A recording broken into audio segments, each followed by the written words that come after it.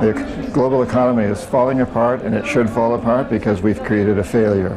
The big corporations have taken over, and they're not doing a very good job. It's up to us to make them do a good job. We can bring them under control. The corporations are just us. They depend on us to support them, to buy their goods and services. So really, we the people have control. So I see my job here is really inspiring people to understand that we're the problem, and our leaders are never going to solve it. The theme of the conference or the series is financial terrorism, and my message, I talk about this in my book, The Gods of Money, Wall Street and the Death of the American Century, not the American dollar, but the American century as a system, is that there is no such thing as capitalism as a closed economic system like feudalism and so. But what we're in, and we've been in for nigh on to 5,000 years now, if you want to count it that way, is a system of hidden debt slavery that certain powerful elites have set up. They had run it out of Venice hundreds of years ago. Then the power of Venice collapsed, and they moved the headquarters of this debt slavery to the city of Amsterdam. That collapsed in the 1790s, and it moved to the Bank of England and the city of London. After World War II in 1944, it moved to Wall Street and the gods of money in Wall Street. So what I went through is the different phases of this crisis building up in the period since Bretton Woods, 1944, in my own lifetime, and to give people an idea, there is no out. We're not in a recession. I've said this on Alex Jones's program, I think about 4 years ago, that this is not an ordinary recession. It's the early phase of a global depression that is going to make the 1930s look mild by comparison. When you see it explained to you what they are doing, and also understand why they are doing it in the way they are, as has been noted, we're dealing with psychopaths here. That's the word for them, and once you understand how psychopaths work and what their motivations are, it all just falls into place and makes great sense. It's been the best money I've spent this year. People have to wake up to what's occurring. The great tragedy is that within the next maybe 4 months, 5 months, the savings literally of millions of people is going to evaporate because the bankers are going to pull the rug, and people are going to truly understand the meaning of the word austerity, and it ain't going to be pretty. Are you going to Greece with Hugo Salinas Price to reintroduce the 3-gram drachma? Yes. Silver drachma. Yes, this man is brought this for me. It's a kilo of silver. This means that Jamie Dimon, JP Morgan's balance sheet just got destroyed by 10 times, 100 times this amount. And the answer is yes. Cash money for silver.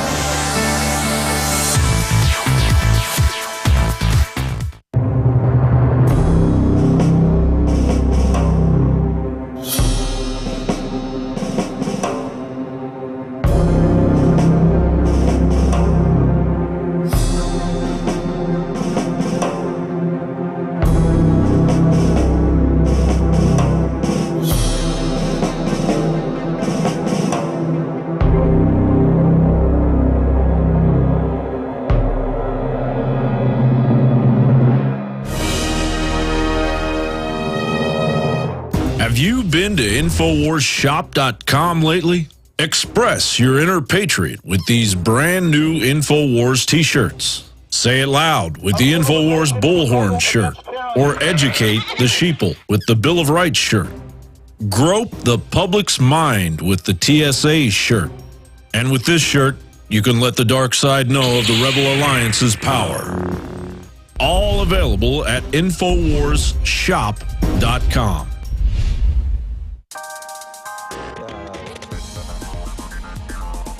Patriots are talking. This past week, it's been about the clandestine elite globalists meeting Bilderberg. Any of them ever heard of the U.S. Logan Act? Oh, you mean that pesky little federal law that states unauthorized citizens shall not coerce with foreign governments unless they face to be fined and imprisoned? Well, users on Planet InfoWars have, and they're not sitting idly by.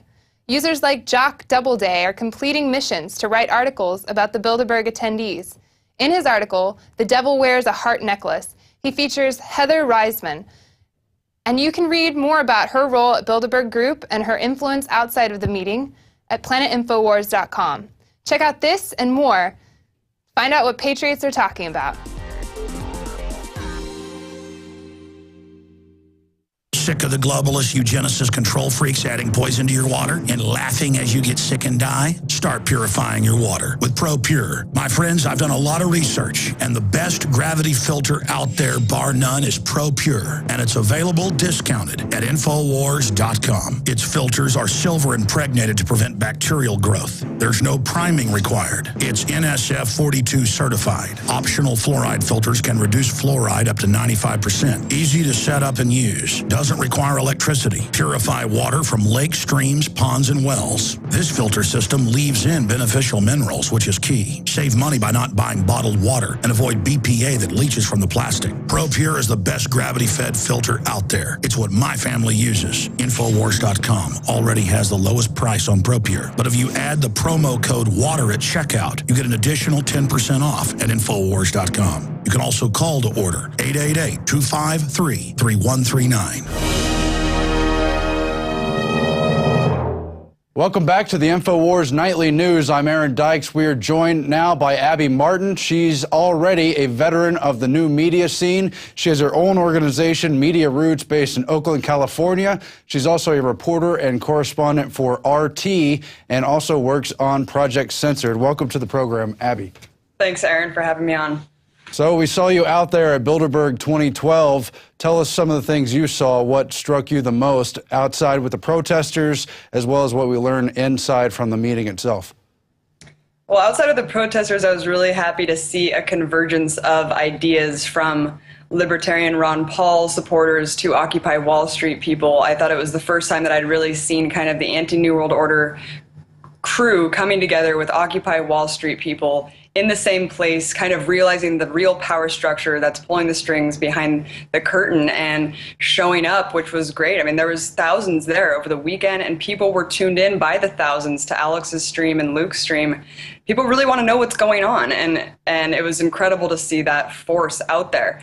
In terms of what was going on inside, we don't know too much, but what we do know is that the official list online is definitely not the full list that they give us, the broad agenda. We know that there was a lot more done, talked about, and a lot of different people there that they didn't tell us about, which people saw. Bill Gates, a lot of people saw Mitt Romney in there. So, you know, we kind of have to speculate on why were these people there and what does it mean?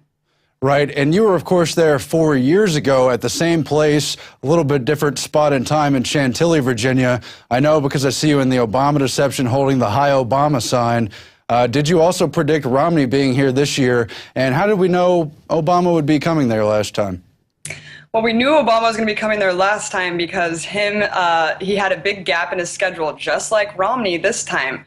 Just no meetings put on their public schedule. Last time when Bilderberg was in Chantilly in 2008, Obama, you know, that whole infamous scene where Obama whisked his press corps away on a separate plane, completely unprecedented behavior when the press is supposed to be with you 24/7. So completely tricking his press to go on a separate plane to an undisclosed location in Virginia with Hillary at meetings all weekend. It was pretty obvious that it was Bilderberg, and you know, it came out later that, you know, Hillary got this high-level cabinet position just days after. So did the Bilderberg group kind of say, you know, Hillary, you're going down and Obama's going to be the pick? I mean, who knows? But same thing with Romney. People have seen him in there, and we saw a gap in his schedule this time. Not surprising whatsoever. That was spectacular, too, in 2008, not only because Obama went to Bilderberg to be nominated, but because it was James A. Johnson inside doing the VP vetting and helping to formally choose him. James A. Johnson is a Freddie and Fannie Mae executive, but he's also Goldman Sachs. So it's Goldman Sachs really running the Obama administration, something we all now know about, but iconically from the beginning before the presidency started. Oh, yeah. You see massive campaign donations from Goldman Sachs to Obama's presidency. So it's really just, I mean, it's just all laid out right in front of you. It's not a conspiracy. It's just the way it is. You can look at who's donating to these people, and that's really who's putting them in office and who they pay favors to. Now, getting back to the protest outside, it's not only that the protesters have grown from dozens to hundreds to now obviously more than 1,000 this year, but so many of those protesters are also members of the new media, each of them doing their own broadcast, hitting some of the same audience, but also each with their own splintered audience. So we're reaching multiples and multiples of people for everyone who's out there. Let's talk about the new media, how that's grown, how streaming, video, and everything else is helping get the word out about Bilderberg. Well, Aaron, it's so funny to me that people even still trust in the corporate press or the mainstream press. I mean, they're there at the opening of a paper bag, yet when the top 140 power masters of the world elite meet behind closed doors, there's not a peep. That in itself should show people where does their interest really lie. It's very obvious, and that's why people are turning to alternative media. And we see over the last couple of years, people are realizing that the new media, to make corporate media irrelevant, you need to tune into live streaming, is growing exponentially. I mean, we saw Alex out there, thousands tuned into it. People really want to see the truth. They want to see what's happening from the ground up, without this bias from the corporate press, without the spin, without vested interests trying to spin a package. They just want to see what's going on, the raw truth. And that's the beautiful thing about new media, citizen journalism, and these independent press outlets going out there to get the story themselves, because that's what people want to see. And I don't know what's going to happen. I mean, there's a schism right now between the establishment media and the new media, and I think it's just going to be more people are tuning into the truth and making corporate media irrelevant. It's beautiful to see that happening. Now, of course, we don't know everything that went on inside the meeting. Hopefully, we're going to learn more as the weeks go on. But things Bilderberg admits themselves on their official website happened inside the meeting is, of course, austerity, all the economic issues with Europe. There's so many Goldman Sachs and other important bankers now heading countries inside Europe, figuring out how to save the euro or what to do if it does unfold. We also know they were talking about politics, and among the politicians inside there was Mitch Daniels. Some say he's the Bilderberg favorite. That would be horrifying, frankly, because he's an Eli Lilly, former head of that company, which is pharmaceuticals and everything else. He was a big pusher of Prozac. So let's talk about those two items. Yeah, I mean, it's definitely interesting that what's going to happen? Is Mitt Romney going to be the nominee, or is Obama going to be the nominee? I mean, we know that the elections are completely bought and sold, so it's really just a dog and pony show at this point. And when you look at what's going on in these meetings, when things come out of it, like Obama and Hillary and his cabinet, yeah, I mean, are they going to pick Mitch Daniels? That's going to be really interesting. Prozac pusher, pharmaceutical guy, and is Mitt Romney going to be their pick? It's going to be very interesting, very telling what's going to happen in the next couple of weeks to see who Mitt Romney picks as his VP. But as we know, he was there. People have seen him there. And whoever he does pick, we should probably guess that had something to do with it. Oh, yeah. And then the other big thing they talked about is really a gigantic topic, quote, the future of democracy for China, for Russia, and the Middle East.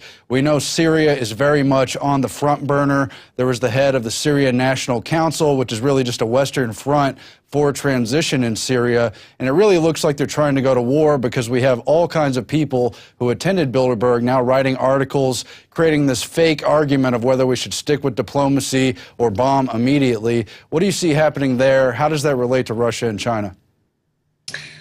Well, Aaron, looking at what we've just done, what we've just admitted, I mean, it was known in our circles, in the alternative press circles, for a while that Stuxnet really came from the U.S. working in concert with Israel. But to see that admitted and to see the ramping up of these covert warfare going on in these countries that don't quite gel with the globalist agenda or the the imperialist agenda, the Euro and U.S. imperialist agenda. And so you see Syria definitely on the line of that. We're going to do everything we can to get Iran to strike next. I mean, surrounding them with all sides. Oh, yeah. With our military, the assassination of the scientists, this mysterious